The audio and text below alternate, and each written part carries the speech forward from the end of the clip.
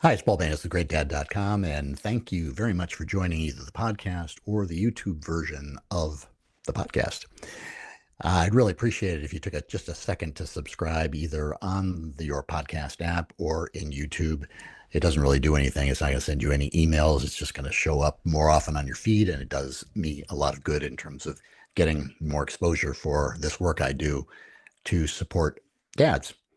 I'd also like to invite you to come to my page, GreatDad.com/go, if you'd like to discuss more about any of the issues that we are covering within the podcast, especially if there's any way I can help you to be a sounding board in your own struggles to be a dad and to be there for your family. So take a look at that. It also includes a link to my course on gratitude, where at GreatDad.com/gratitude with a offer to take that course for free.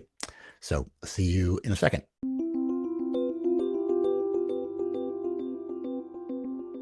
Okay. Hey, it's Paul Banis of GreatDad.com. Happy New Year. And we're here with our weekly conversation, talking to modern dads and trying to get a feel for what's going on in the dad world. And today I've got a guest, Devan Gonzalez, and I'm really interested to talk to him because he's a CEO of a fitness group, and he's looking for people to join a franchise. And I think that's probably a lot of the reason why you're doing a lot of podcasts. But what I'm really interested in is how this explosion in fitness and how it relates in a cultural context. So welcome, Devan. Thank you so much for having me. This is going to be fun.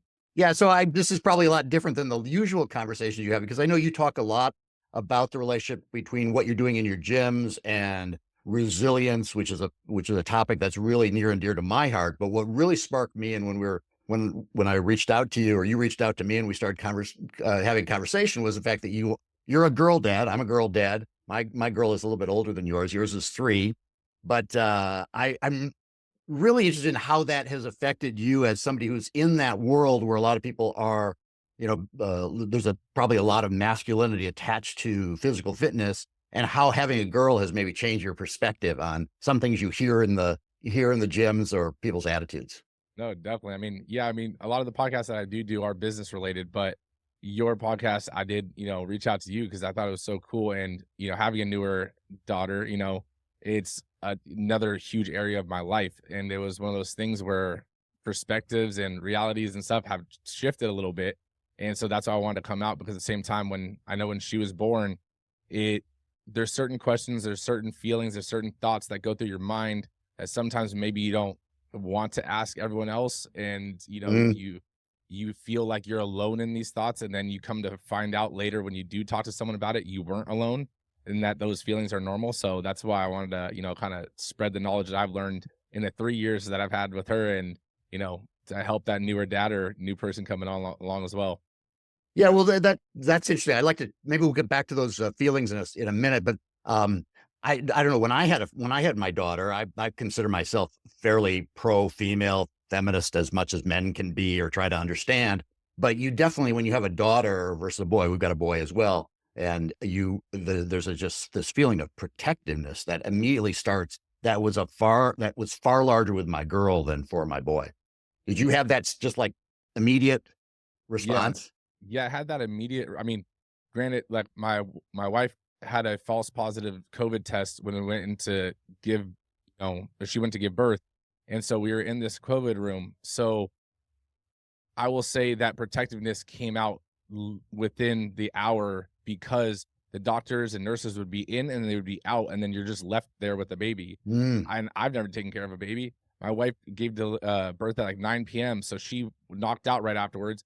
I li and so I literally was just drinking energy drinks and just staying wake up all night, so nervous of, like, what happens if, if this and that and this. I was like, "I'm just gonna make sure that nothing happens tonight," you know? Wow, they just left you with the baby and just said, "We can't." Yeah. Yeah, man, that's like really throwing you in the deep end.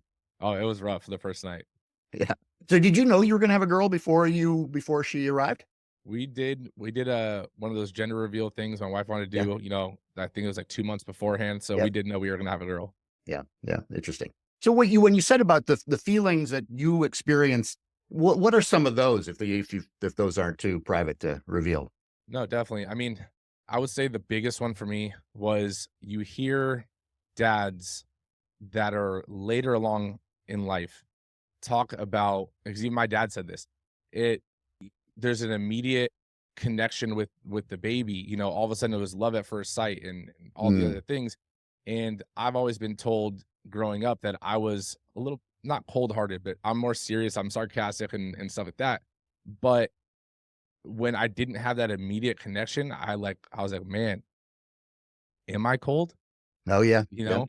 And then I realized, I was like, my wife has had, and this wasn't right away. This realization came a few months later. But I was like, my wife had our daughter in her stomach for the last 9 months. She was Sure. creating that connection with her.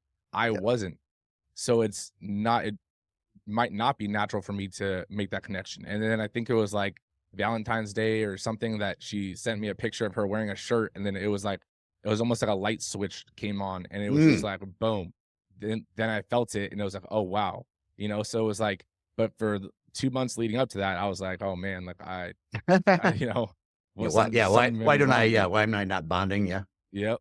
Yeah. So that's what I meant by that, emotional questions. Well, I'm glad you bring that up because I talk to a lot of dads about this, the fact that, and I think it's amazing if you were able to bond with her like a month or two in, that's really early because most dads had that same feeling of guilt and confusion. Like, why am I not like you're here, you're just supposed to be immediately so in love and you're protective and you're proud of your family and everything. It's not like that you don't have those feelings, but you don't have that same bond that your spouse has or your partner has. And for what I tell a lot of people, because this is what happened to me, and I've heard this story from a lot of other guys, is that it's more around 2 years old that like that light switch goes off because suddenly they develop just a little bit more independence and a little bit more interaction where you start to develop what we would consider like a real relationship rather than I'm just taking care of this blob who periodically smiles and does things that are cute, but I don't have that same visceral feeling. So I Yeah. that's great that you were able to feel that a lot earlier. I mean, I think it might go into, I'm very analytical in terms of reflecting on my day, reflecting on thoughts and trying to understand the why of why I thought that or why I think that. So I think it had to, I mean, believe me, it wasn't like the connection I have now with her. She'll Yeah, be 3 in a week. yeah, And it's like the connection I have now or at 2 years or at 1 year was obviously way bigger, but that coldness feeling that I thought I had definitely left at, like month 3. And it was like, okay, no, like I could feel that light switch is like there is that connection coming. I could feel yeah, it. yeah. So I think that's the biggest thing. But you have to kind of analyze maybe the situation, right? Are you not at home all the time? I mean, I just opened Mm, my gym and we had only been open 6 months before we had our baby. So it was like, well, I had 2 babies essentially. And so it was a huge part for me. So if you're working a ton and you're not at home, maybe you're not getting that time spent to create that connection, right? And so that might be an issue too. And I know that was one of those things for me was like when I was with her, like I turned my phone off. I was like I was with her, and I think that's maybe why I was able to create that connection. yeah. Well, that's interesting, and that the fact that you have to be aware of that you may not be feeling the connection, but is it because it's too early, or is it because you're not devoting enough real time and attention, keeping the phone off, really trying to analyze what's going on? I mean, I guess you want this relationship to be a feeling thing, but it also is, for men, I think we're more thinking through, what things mean. And that also is a way to develop connection. I know we want to talk a little bit about values and other things like that, but maybe that's the start of that. Did you have a certain feeling of like your worldview had completely changed, your place in history, all those feelings of like the infinite and where we are and your small family expanding out to the universe? It definitely was, and it all of a sudden I had this thought of like this. So this is what legacy is. It's Yeah, not, yeah. I mean, before that, it was like, I'm going to open a gym, I'm going to do all these things. And it was like, that's cool. But when you have your first kid, it's all of a sudden everything you're doing is to either show them that the world is what you make it, or that opportunity is what you make it, or you're trying to build and establish a life that you want to give them. And that every value and everything that you do and you teach them is going to create their reality and their perspective Hmm. on the world. So it starts opening you up into a whole different like secondary thought process of everything you do. You get a more defined purpose, a more defined drive, motivation, and stuff like that. And I think it's really unique, and it's a feeling that you can't explain unless you are like to someone that's not a dad yet, Yeah. to the full degree. Like you can hear the words that are coming out of my mouth, but once you experience it, you're like, I know what you meant now. Yeah. Like, In a way that people who don't have kids don't have that same. I mean, they can be as empathetic as they can, but the having a child is so much different than borrowing one for the weekend to take care of your cousin or your nephew or whatever. exactly, Yeah. exactly. So did you have a plan? Because I do a course on fatherhood where part of it is trying to develop, define your own values and what you want your values to be going forward, and how you're going to execute on those values and model those values for your kids. But did you have an idea of that, like certain values within your history or background, your social setting that were really the most important for you to develop within your family? Yeah, I mean, me and my wife had talked about it, and this comes, I guess, back to like the business owner side of me, Mm, because when you start a business, you hear your business has to be off of core values and all those kind of things. And so I realized that I've had a set of core values in everything that I've done in life, and that's what's kind of driven me to say yes or no to do certain things.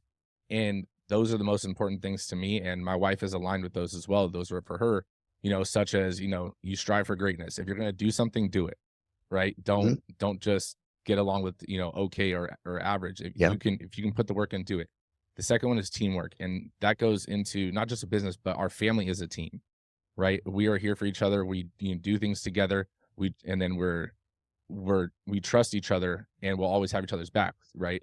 yeah, And you can get further along if you guys work together. So teamwork, and then respect, right? Respect as a parent to kid, kid to parent, but also respecting other people and making sure that other people are respecting us individually and as a family, right? So that's a big one. And then impact. One of my biggest core values is to have a positive impact on as many lives as I can while I can, right? And that's something that I want to show. That's something more I have to be able to show my daughter as she grows up, that we want to impact other people's lives. Every interaction that you have with people is going to imprint on their life for the rest of their life, right? mhm, So that, and then to s- set a vision or set a goal and basically strive towards it. There's always something to work on, and lead by example, right?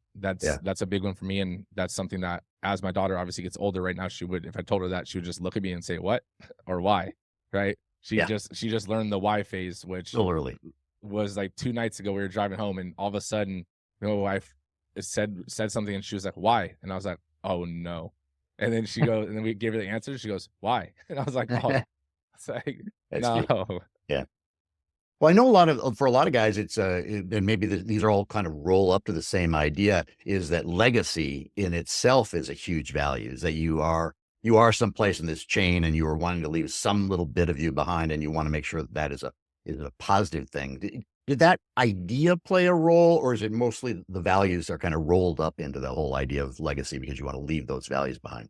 No, I would say the core values are kind of rolled up into what creates the legacy. Yeah. I mean, legacy is just your story and the stories that other people have about you, which is all about the interactions you've had with them, right? So your legacy with your children is everything that you've taught them. Every time that you've spent with them creates this idea of legacy to them. Your legacy might be different for each person to the degree of relationship, but for your legacy for your kids, there has to be some form of core values, in it, so that it helps them shape them whether you're here or not. And then, they'll remember all of the experiences and stuff that have led them to really lock those core values into, real meaning. Yeah. Yeah, I that's everything that I say. I'm curious as to whether you think, or in your experience talking to other guys more your age, whether that's a common thought process, or because I think for generations people just kind of stumbled along these things. Maybe they read, they read the Bible, or they had other sources of stories that would tell them kind of in general, generosity, kindness, those type of values, but without really consciously linking like a holiday like Christmas with generosity, specifically like modeling that behavior because they wanted that specific value to show up. Yeah, and I would say with a lot of my friend group and stuff, like, outside of like the business owner friend group, I would say majority of them link just the generic, be kind, Yeah, be, yeah. polite and those things. But I've noticed like with my business owner friend group, like everyone is a little bit more honed in on the understanding of like core values and kind of tying that into legacy to a degree.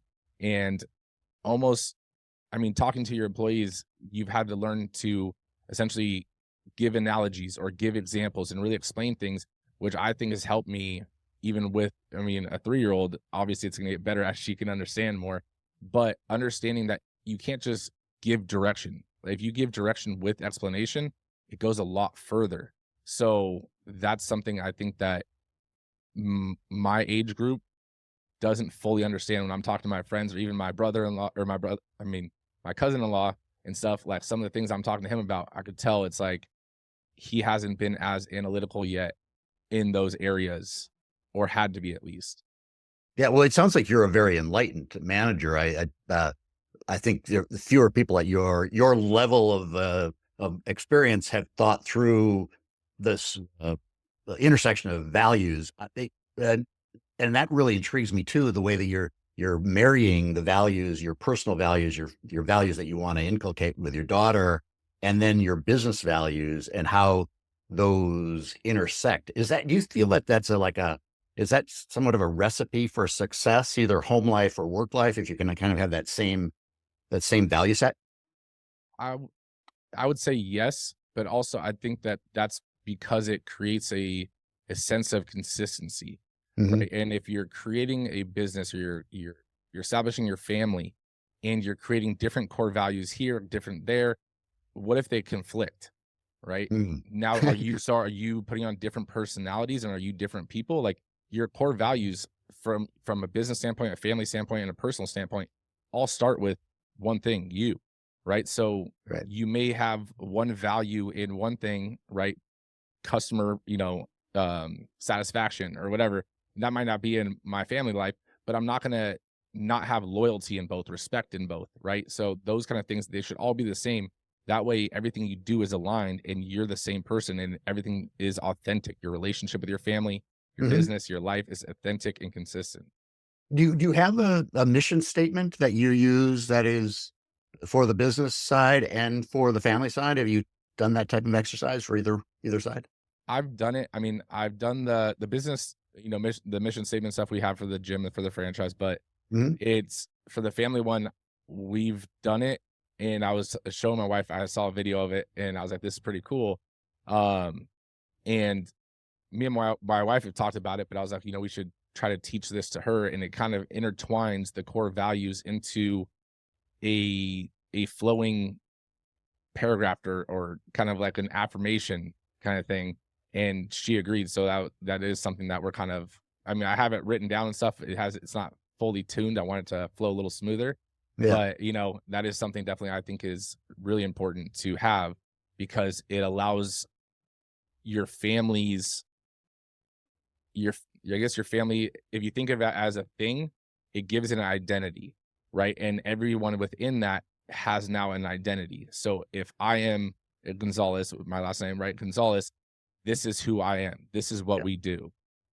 That is such an important thing to start early on because later on, when your kids come to you and say, Jerry's got a phone, I want a phone, or Sheila's mom lets her stay out till 11 o'clock or whatever. It's a lot easier if you have a real strong family system to say, well, that's their family and they have specific rules, but we have our family and that those are, we what our rules are in our family, and families sometimes don't run the same way. And you know, uh Exactly. I agree. have you thought through what kind of what kind of real life experiences are going to reaffirm those values, like of teamwork or loyalty or respect? I mean, respect. I mean, I started off in martial arts before I was a personal trainer, and I think that martial arts and stuff does give s- kids, especially, a big sense of, one, self confidence, but also two, an understanding of respect, um, and discipline and stuff. So I mean, we'll probably, and plus she likes to wrestle and fight with me. And don't get me wrong, she still loves to wear princess dresses and, put her little fake makeup on. But I think that it's one of those things where those lessons come at the best moments in the moment, right? Mhm. And so analyzing, and one of my personal like core values is to extract the lesson, right? So extract the lesson from everything. Like our conversation right now, there'll be a lesson in it, and so if you can extract a lesson from at least one part of your day every day, that's only going to make you better. So with our kids, she doesn't get something that she wants. She doesn't get the trophy that she wanted. These are all times to explain it instead of just saying, look, here's all these lessons, learn them, know them, and be about them. And Yeah. so, like, even with, I remember growing up with my dad, the biggest lessons I learned were either from watching him, right? Putting like hard work and work ethic, I've learned from just watching him. Yep. And other things was when, like, I was disappointed or something, him sitting me down and really explaining it so that I understood it, and making it so that I understood it, and not just saying, okay, I understand, but like really understand the meaning behind it so that the next time that happened, I could really analyze the situation. Yeah, that's interesting. I think you can consciously have set up situations like working in a soup kitchen or whatever to teach generosity, but you can also I mean, modeling or getting them involved, or what you're saying is explanation or pulling the lesson is a good one. Definitely. Yeah. So, let's see what, in terms of the other values, did you look through other value choices as maybe you knew yourself well enough to know that those were gonna be your 4 or 5 and you had to establish them. But for guys about to have a kid or with a 2-year-old, 3-year-old where they're just starting to think of that, how would you recommend going about trying to determine what your values are? I have a downloadable PDF with like 100 different dad values, what I call them, that are, make it easier, kind of like which ones would you circle? But do you have any clues as to how people usually come up with them? I mean, I've heard different ones, where, write down, who you are, and then Yeah, write down, the why, the classic why. Yeah. yeah, yeah, the why, the what, and you can write those down. But at the end of the day, what has been your journey to this point? Uh-huh. What has made you make certain life-changing decisions? What has been your purpose for saying yes or no, or with interactions with people? And when you start to really break that down, I mean, that's where I got teamwork from, right? That's where I Hmm. got, strive for greatness. That's where I got, so it's like you can think about it and you can put the generic one, be generous, be kind, it's like those are cool. We can have a list of a million of them, but it's like, who are you? Like, what Right. separates you from the next person, and what do you want your family to resemble? And so, I mean, I don't have a PDF, but I've heard people, all type in, core values, and then read other companies, other, people's core values, and it'll at least get your brain jogging on, a list of yourself. Like, you might read someone, take nothing from it, but you're like, okay, this is where I'm supposed to go with this. Let me think about it. Yeah. And choosing your list of 4 or 5 doesn't mean that other ones like generosity, for example, is not in your list, but it doesn't mean you're not going to teach generosity. It just means that those are the ones you really are going to try to reiterate the most because those are central to the family's definition Yeah, and I would say generosity is in mind, but just in a different word in a form, different word. Yeah. right? So, like, the impact, right? Yeah. We could have a positive impact multiple different ways, right? Conversationally, right? Emotional support, generosity, financially, like whatever. So, like, that core value is, I want it to be more than just being generous. That's being kind. That's being, so all those other things get tied into that one core value. Yeah. Yeah. It probably a little late in the game, but if your spouse or partner doesn't have the same values as you do, or maybe they're antithetical values. I mean, they're like you realize that at that moment of having kids that you're on two divergent moral pathways. That's a real. I mean, whether the conflict comes from within you, you're not living out your values, or your partner raising kids don't have the same values. it creates conflict. And I don't have an answer to that, how you get to the bottom of it, other than having conversations with your partner and saying, what is the end goal here? What kind of little humans are we trying to produce, and trying to figure out how you can come to grips or come to agreement on what those values are for the end product. I would definitely agree. I think that conversation is key to every area in life, but especially when it deals with your values as a family and what values you're trying to instill. But also, I mean, when you're looking for your spouse and you're dating and everything like Yeah. that, you can see, you should be able to see those values established at some point or another, or, some of them at least, and then some of them you talk about.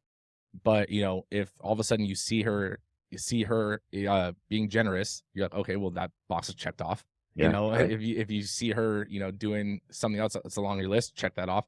And then the ones that you haven't seen or haven't seen yet, then you guys talk about them. Is this something that's important to you? Is it, whatever the case may be. But I will say that one of the other things that goes kind of, I guess it goes into core values too, but especially with social media, there's so many different crazy topics and crazy things that are happening in society, that those conversations are super important. What Hmm. happens if our kids' school does allow these kind of books in there? Because I'm not for that. I will let you know right now. And if you're for it, we need to have this conversation. Yeah. Whatever If the you, subject. yeah, if you don't have a for or against, then I need to know: are you going to have my back, whether you think I'm right or wrong? Mm. Right? Well, yeah, fascinating. And I think there can never be too much conversation about this whole area. If you want to produce, maybe if you want your kids to grow, I keep talking about like it's a product, but it is kind of that whole Stephen Covey kind of like, to start with the end in mind, the kind of people you want, the kind of kids you want to create, what values they want. It's, you have to start early. But the other part of the conversation that I did want to delve into a little bit, because you're in this industry that right now, there's obviously this super positive thing about being fit, taking care of your body, all the positive stuff along with it. But right now, a lot of the people that I come that uh, try to get on my show want to talk a little bit more about the other side. There's kind of like this macho part, this dismissiveness of women that comes along with the bodybuilding and everything. Do you see that in your world, or is that mostly what we're seeing in social media with like the Andrew Tates of the world and that kind of real, negative part of masculinity, the incels, all that stuff? I mean, I do hear like the comments and things like that.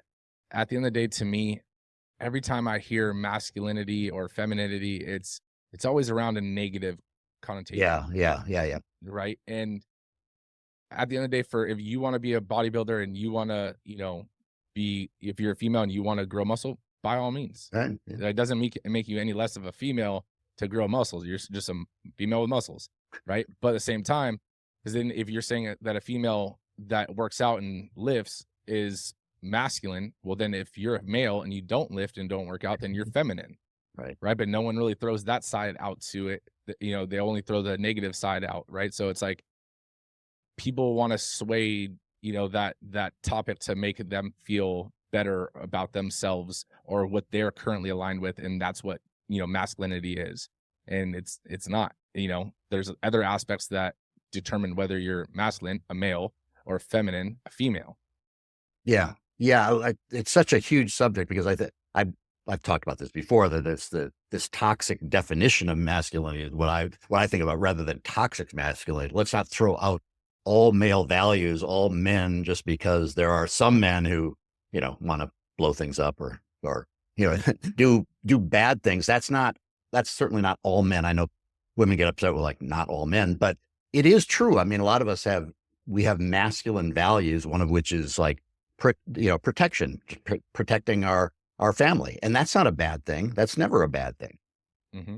Yeah. No, I agree. I mean, I don't think there is a toxic masculinity, right? That toxic, I mean, when most people that on social media are talking about toxic masculinity, they're just talking about masculinity, right? And yet the groups that are saying that are throwing that view on males and stuff, but yet they're complaining or they're saying that, females do these things too, but yet it's not toxic femininity.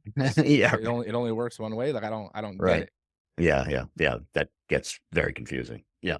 Well, it's fascinating conversation. Maybe I think we could talk about the values part for quite a long time, but I really like having these conversations and seeing how other people are defining these things for and looking forward rather than, a lot of us just let life happen to us. So then you go along the way and your kids turn out well or not. You're just like, oh, well, the luck of the draw. And some of that is true. There are exceptions where people who are super focused, great parents, show up every day and something goes wacky with the kid. That does occur. But in the main, I think you're on the right track as having a consistent, thoughtful approach if you want your kids to be, the way you want you're defining them, the objective. Well, I appreciate that. Yeah. Yeah. Okay. So people can find you at DevanGonzalez.com. And I know you are working on this franchise project with your studios. So I think you can find all that on the website. You also have a podcast. So you're 160 plus episodes in. So you're a little bit more experienced than I am, but people can find you at the Mindset Cafe podcast. Yes. Right. Okay, Devan, thanks a lot for joining me. I really appreciate it and appreciate the insights. Thank you so much for having me on. It was fun.